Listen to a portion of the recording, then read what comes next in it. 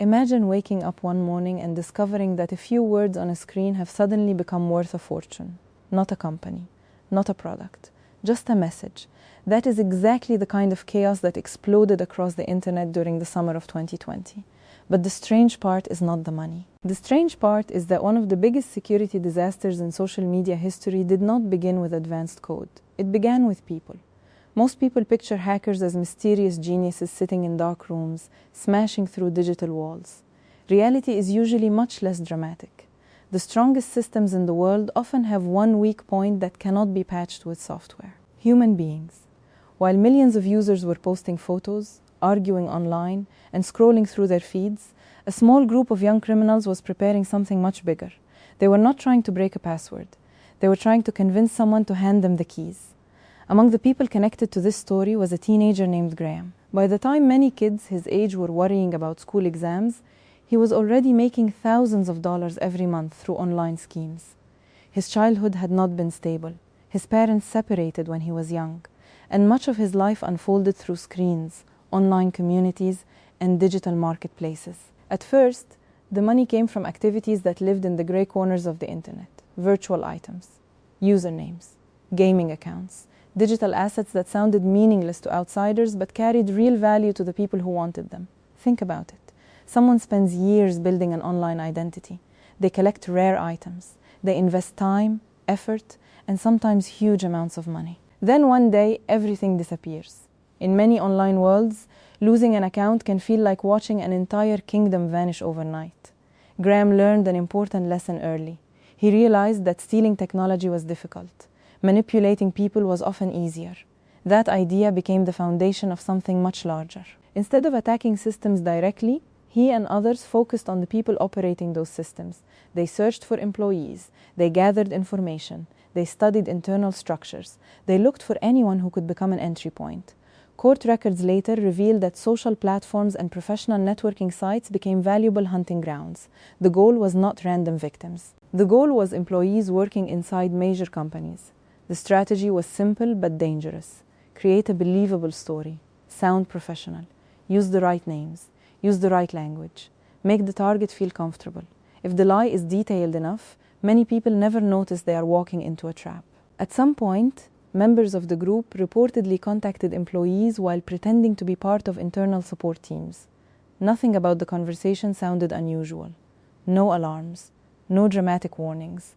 Just another routine interaction that seemed completely normal. That was exactly why it worked. The employee on the other side believed the conversation was legitimate. After all, the caller sounded informed. They knew company terminology. They understood procedures. They behaved like someone who belonged there. The first layer opened, then another, then another. But there was a problem. The access they gained was limited. The people behind the operation understood that every minute mattered. The moment anyone became suspicious, everything could collapse. They had to move quickly through the system while avoiding attention. At the same time, they were hunting for something much more valuable than ordinary user accounts. They wanted access to the most influential voices on the platform: politicians, billionaires, celebrities, technology leaders, people whose messages could move markets and influence millions of followers with a single post. And once that possibility became real, the operation stopped looking like another internet scam. It started looking like a threat capable of shaking one of the largest social networks on Earth. What happened next turned a serious security breach into a global spectacle. The attackers had finally reached the point they were chasing from the beginning. They were no longer looking at ordinary users. They were staring directly at some of the most trusted accounts on the internet. And trust was the real target. Around that time, the world was already under pressure. The pandemic had disrupted daily life. Financial markets were unstable. Millions of people were spending more time online than ever before. Fear, uncertainty, and opportunity were all mixed together. For scammers, that environment was perfect. But before the public saw any of that, the operation was still moving behind the scenes. The group had grown. Different people played different roles. Some specialized in building online reputations. Others handled communication. Others searched for buyers willing to pay large amounts for rare usernames and valuable accounts. For years, underground communities had treated usernames like luxury items.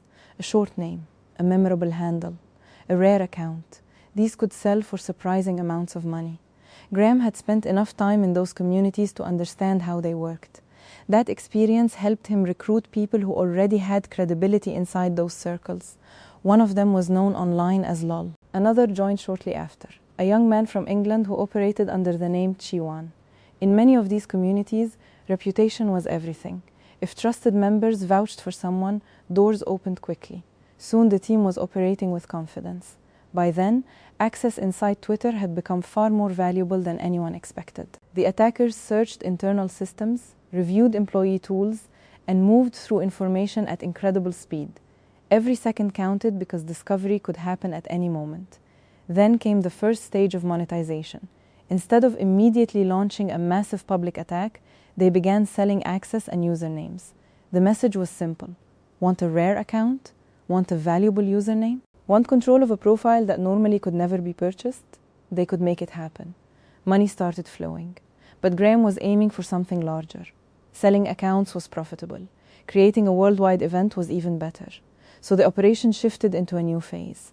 On the afternoon of the attack, unusual posts started appearing from major accounts connected to cryptocurrency. The messages looked exciting. They looked generous. And most importantly, they looked authentic. After all, they were being published from accounts people already trusted. Then the floodgates opened. One major account posted the message. Then another. Then another. Soon, some of the most recognizable names on the platform appeared to be promoting the exact same offer. The scam was beautifully simple. Send cryptocurrency. Receive more back. It was the type of promise that should have sounded ridiculous. Yet thousands of people saw those posts coming from accounts they had trusted for years. The names involved were shocking. Business leaders, political figures, massive brands, public personalities followed by millions. Every new account that published the message added more credibility to the scam. And with every passing minute, more money entered the attackers' wallets. Inside Twitter, panic exploded. Teams rushed into emergency mode. Engineers searched for the source. Security personnel tried to understand the scale of the compromise. Managers demanded answers. Nobody knew exactly how deep the attackers had gone. Meanwhile, the posts kept appearing. Twitter removed them. New ones appeared. Twitter removed those too.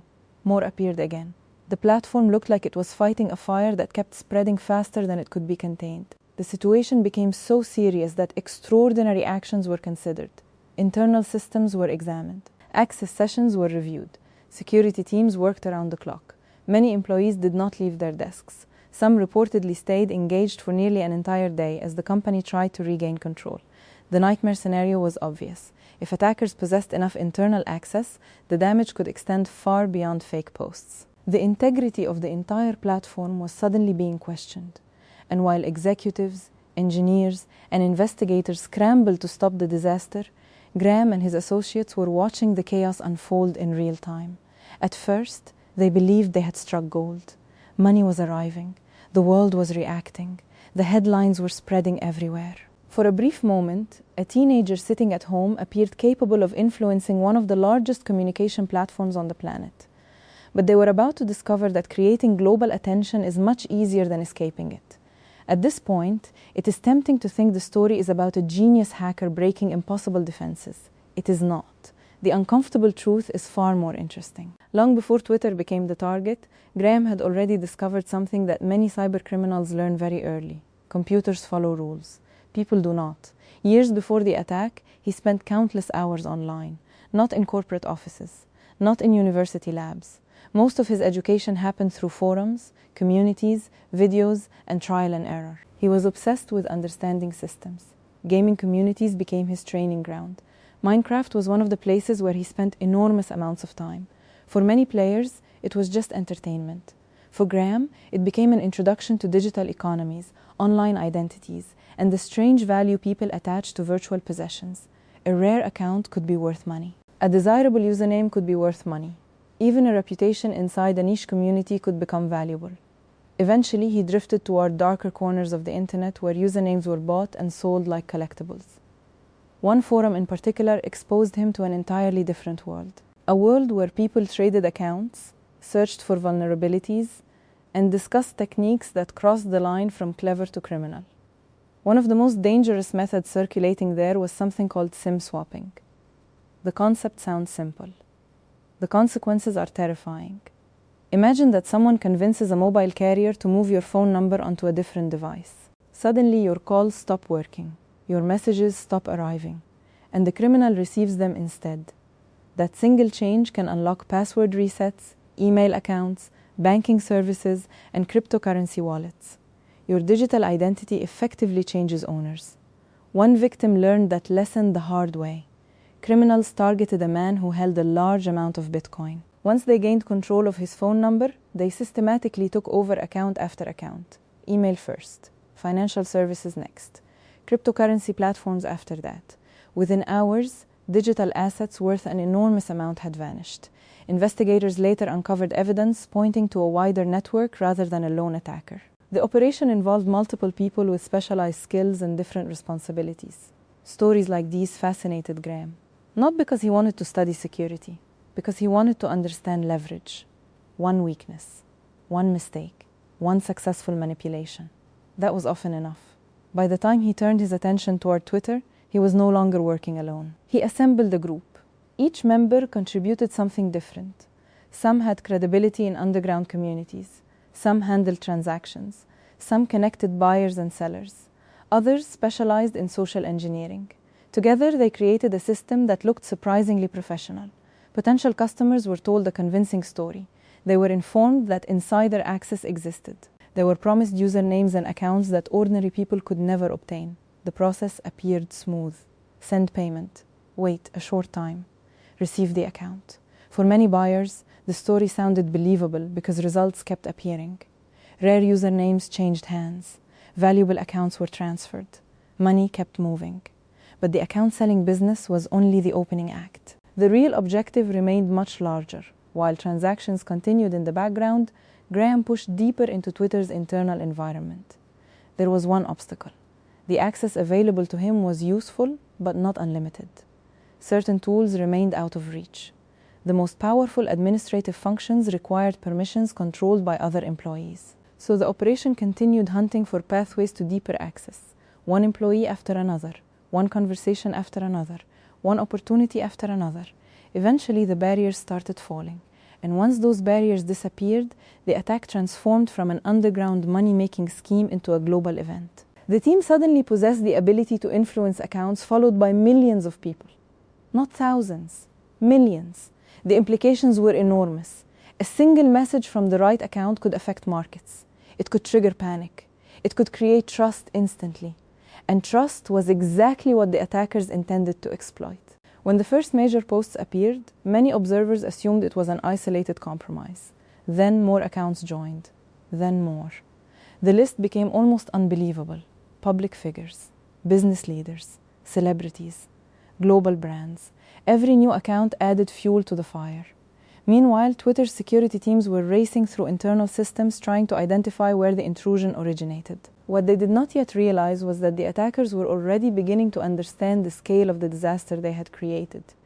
And for the first time, even members of the group started to realize they might have pushed the situation far beyond their control. The most surprising part of this entire story is that the attack did not begin with advanced malware, secret government tools, or some impossible piece of code. It started with a conversation, a calm voice, a believable explanation, and one employee who thought he was speaking to someone from inside the company. That is what makes this case so fascinating. People imagine giant technology companies as digital fortresses protected by endless layers of security. In reality, all those layers still depend on human decisions. One wrong click, one trusted voice, one moment of distraction. Sometimes that is enough. The employee received instructions that sounded routine. Nothing seemed unusual. The person on the other end spoke confidently and knew the language of the company. Soon a login page appeared. It looked authentic. The employee entered credentials. The door opened. Just like that. Not the entire building. Not the deepest vault, but enough to get inside. A useful starting point. Think of it like entering a mansion. Graham had made it through the front gate, but the most valuable rooms were still locked. That meant more work, more manipulation, more patience. And while he pushed deeper into Twitter's internal systems, another operation was happening in parallel. the sales machine. Members of the group handled customers, promoted services, and searched for buyers willing to spend serious money on rare usernames. Everyone had a role. One person brought clients. One person handled communication. One person managed reputation. Another created excitement inside underground communities. Interestingly, Graham never revealed everything to his partners. Most of them only knew the pieces they needed to know. That reduced risk and kept control concentrated in his hands. Meanwhile, buyers kept arriving. Many were willing to pay astonishing amounts. Rare usernames had become status symbols. Owning a short, clean account name could elevate someone's reputation overnight. Thousands of dollars changed hands. Then, tens of thousands. One sale alone reportedly reached an amount most people would consider absurd for a social media account. But while everyone else focused on usernames, Graham was preparing something entirely different, the cryptocurrency phase. By this point, he already had access powerful enough to create chaos. The question was how to turn that access into money quickly. The answer was elegant. Instead of stealing from people directly, he would convince them to send money voluntarily. The timing could not have been better. The world was struggling through the pandemic. Financial uncertainty was everywhere. People were worried. People were searching for opportunities. People wanted good news. Then suddenly, a message appeared from accounts they trusted. The first wave targeted major cryptocurrency companies and influential figures connected to the industry. The posts claimed that funds sent to a specific wallet would be returned in larger amounts. It sounded generous. It sounded temporary. And because trusted accounts were posting the message, it looked real. Money started arriving almost immediately. Every minute added more cryptocurrency to the wallet. Every repost increased visibility. Every new account amplified credibility. Then Graham escalated again. Instead of remaining inside crypto circles, the attack jumped toward some of the most recognizable names on the platform. The impact was immediate. People refreshed their feeds and could not believe what they were seeing. Major personalities appeared to be posting identical offers. The scam spread faster than Twitter could contain it. Security teams deleted posts. New ones appeared. Accounts were locked. More activity surfaced elsewhere. Engineers scrambled through logs searching for answers. Executives demanded emergency updates. Inside the company, the situation had become a race. Who would win first? The attackers moving through the platform, or the defenders trying to close every door? As the crisis intensified, Twitter deployed increasingly aggressive countermeasures. Normal users started noticing strange behavior. Certain actions stopped working. Features became restricted. Warning messages appeared. The platform was effectively placing itself into emergency lockdown. For a company built around instant communication, this was a dramatic move. But from Twitter's perspective, the alternative was worse. If trust collapsed completely, the consequences could extend far beyond one scam. Investors would panic. Advertisers would question the platform. Users would lose confidence. At that moment, the entire battle centered on a single objective: stop the intrusion before it spreads any further. Because the longer the attackers remained inside, the greater the chance that a social media crisis could become something much larger. The strange thing is that the attack was never supposed to become this famous, at least not at first. The original plan was much smaller: make money, sell access, move quietly, disappear. But once the attackers gained enough control, the temptation became impossible to resist. Inside a luxury apartment complex in Tampa, Florida, Graham was preparing for the most important day of his online career. He had already assembled a small team. Different people handled different tasks. One promoted services. One connected with buyers. Another helped manage operations behind the scenes. The group was not built around technical brilliance alone. It was built around trust, or more accurately, exploiting trust. About a day before the public chaos began, the team started coordinating their next moves. The objective was no longer limited to usernames and account transfers. Now they wanted influence, real influence. The kind that comes from controlling accounts followed by millions of people. By this stage, Graham had already crossed a critical line. Through social engineering and internal access, he managed to reach parts of Twitter's infrastructure that allowed him to interfere with user accounts. That changed everything. Once inside, he could modify account details, reset credentials, and effectively transfer ownership from one person to another. For underground buyers, this was a gold mine. Rare usernames that normally could never be obtained suddenly became available. High-profile accounts became products. Money poured in. Some usernames reportedly sold for astonishing amounts. Prices climbed into ranges that would seem absurd to anyone outside those underground communities. Yet Graham was already looking beyond that market. He wanted scale, he wanted speed, and most importantly, he wanted people to hand over money willingly. That is when the cryptocurrency scheme entered the picture. The concept was incredibly simple. Too simple, actually. A message would appear from a trusted account. The message would promise to double any Bitcoin sent to a specific wallet. No complex scam, no elaborate website, just trust. At first, the operation targeted influential figures inside the crypto industry. These accounts already had audiences accustomed to discussing digital currencies. Then something unexpected happened. People started sending money. Immediately, victims saw the posts and assumed they were genuine because the accounts themselves were genuine. That success encouraged the attackers to go further. The campaign expanded. One famous account after another began posting variations of the same message: a cryptocurrency wallet address, a promise, a deadline, and an invitation to participate. Suddenly, the attack was no longer confined to crypto communities. It reached mainstream audiences. Accounts connected to business leaders, politicians, major companies, and celebrities started broadcasting nearly identical posts. Barack Obama, Uber, and many others. The list kept growing. Every new account multiplied the scam's credibility. Meanwhile, Bitcoin continued flowing into wallets controlled by the attackers. What most observers did not realize was that the cryptocurrency scheme was doing two jobs at once. First, it generated money. Second, it distracted everyone. Security teams were overwhelmed dealing with fraudulent tweets while other activity remained harder to track. The situation escalated rapidly. More than 100 accounts were eventually affected in some way. Inside Twitter, emergency procedures activated. Public statements appeared. Users began noticing restrictions. Normal platform functions stopped working correctly. The company was trying to regain control before the damage became irreversible. At one point, the threat seemed so severe that drastic internal discussions reportedly took place regarding worst-case scenarios. Trust was the company's most valuable asset. Without trust, the platform itself loses meaning. The attackers understood that. The defenders understood it too. The battle became a race against time.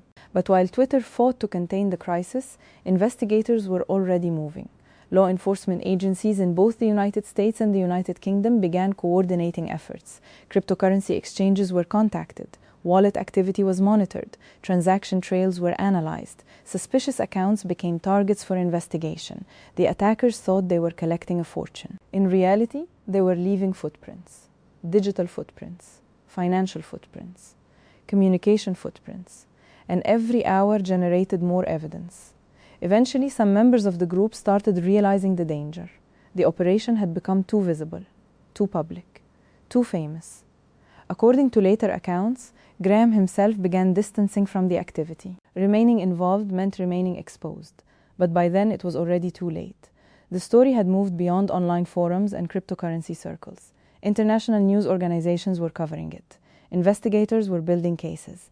And a teenager who had spent years manipulating people through screens was about to discover something important.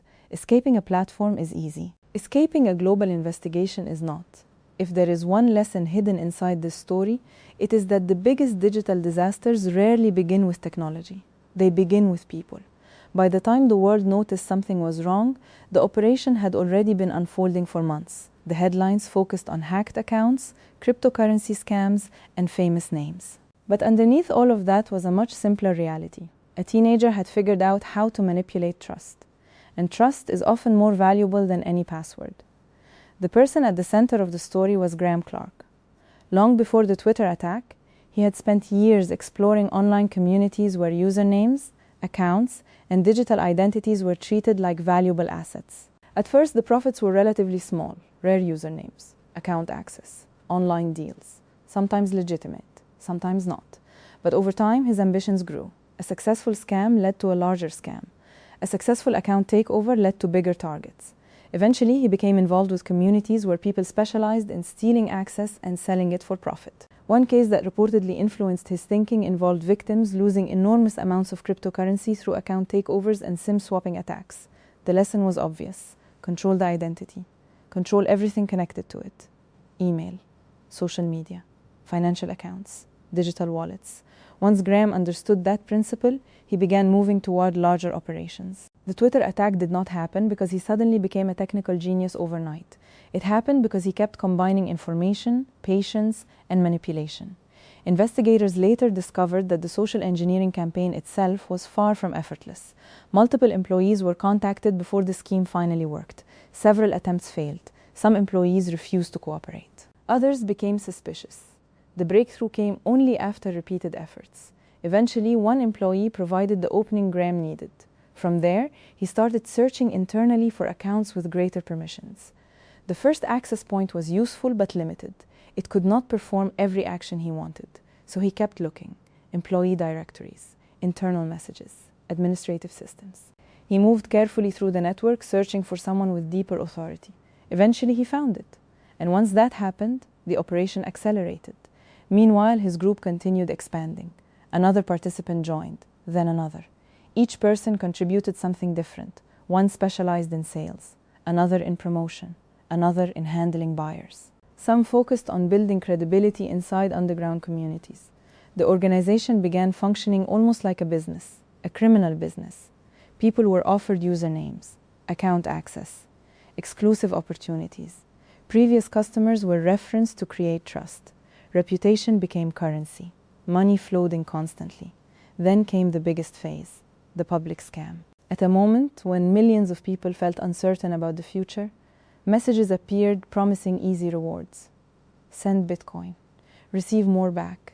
It was a ridiculous offer on paper. Yet it appeared from accounts trusted by millions. That changed everything. Accounts connected to politicians, celebrities, entrepreneurs, and major companies suddenly seemed to endorse the same opportunity. Millions of users saw the posts. Some recognized the scam immediately. Others did not. The cryptocurrency started arriving. The wallet balances grew, and Twitter's internal crisis became a public spectacle. Inside the company, the response intensified. Engineers reviewed logs. Security teams analyzed account activity. Executives demanded answers. The platform's most sensitive systems came under scrutiny. Every minute increased the risk. Someone inside the network appeared capable of accessing information that should never have been exposed. That possibility terrified everyone involved. Eventually, emergency restrictions were deployed. Features were disabled. Administrative functions became limited. The attackers' freedom inside the platform started shrinking. That was the turning point. Graham understood something important. The operation was over. The attention had become too intense.